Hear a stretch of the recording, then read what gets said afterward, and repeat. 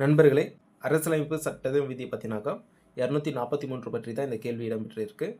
243வது அரசியலமைப்பு சட்ட விதி என்ன சொல்ல வருதுனாக்கா, 73வது சட்ட திருத்தம் 1992 மேற்கொள்ளப்பட்டது.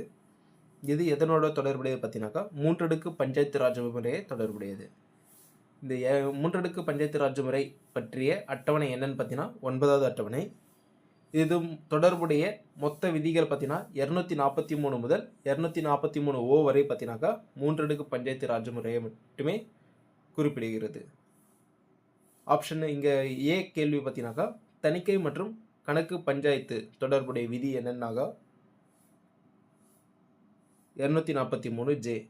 இட ஒதுக்கீடு தொடர்புடைய பஞ்சாயத்து விதி பார்த்தீங்கன்னாக்கா 243 டி.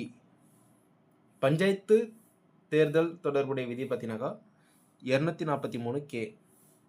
கிராம சபை விதி பார்த்தீங்கன்னாக்கா 243 ஏ. சரியான விடை ஆப்ஷன் ஏ.